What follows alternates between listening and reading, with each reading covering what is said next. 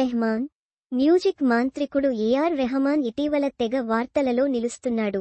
భార్యతో విడాకులు, అనారోగ్యంతో ఆసుపత్రిలో చేరిక ఇలా పలు విషయాలతో హాట్ టాపిక్ అవుతున్నాడు. దక్షిణ భారత చలనచిత్ర పరిశ్రమలో ప్రముఖ సంగీత దర్శకుడిగా ఉన్న రెహమాన్ గత 30 సంవత్సరాలుగా అనేక అవార్డులు అందుకున్నారు. ఆస్కార్ అవార్డు కూడా సాధించిన ఘనత ఆయనది. తాను రూపొందిన ప్రతి పాట ఇప్పటికీ కూడా ఎంతో వినసొంపుగా అనిపిస్తూ ఉంటుంది. అయితే తాజాగా ఏఆర్ రెహమాన్ ఇబ్బందుల్లో పడ్డాడు. కాపీరైట్ ఉల్లంఘన వివాదంలో రెహమాన్ చిక్కుకోవడం సంచలనంగా మారింది. 2022లో మణిరత్నం దర్శకత్వంలో విడుదలైన పొన్నియిన్ సెల్వన్ చిత్రానికి ఏఆర్ రెహమాన్ సంగీతం అందించగా 2023లో పొన్నియిన్ సెల్వన్ రెండవ భాగం విడుదలైంది. ఏఆర్ రెహమాన్ సంగీత దర్శకత్వంలో రూపొందిన వీర రాజ వీర పాట మంచి ఆదరణ పొందింది. ఈ పాట కాపీరైట్కు సంబంధించి కోర్టులో దాఖలైన కేసులో ఏఆర్ రెహమాన్ 2 కోట్ల రూపాయలు చెల్లించాలంటూ ఢిల్లీ హైకోర్టు ఆదేశించింది.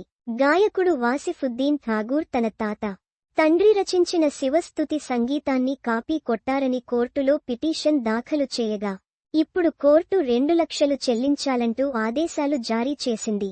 ఇప్పుడు ఈ విషయం దక్షిణ భారత చలనచిత్ర పరిశ్రమలో సంచలనం సృష్టించింది.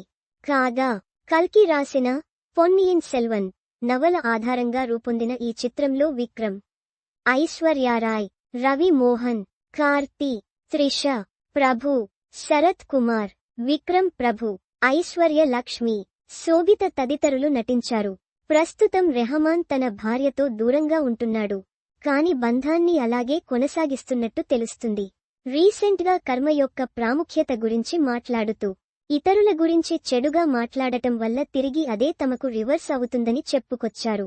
ప్రతి ఒక్కరికీ తల్లి, చెల్లి, భార్య ఉంటారని, ఒకరిపై విమర్శలు చేసే ముందు ఇంట్లో వాళ్లు ఎంత బాధపడతారో ఒక్కసారి ఆలోచించాలని సూచించారు.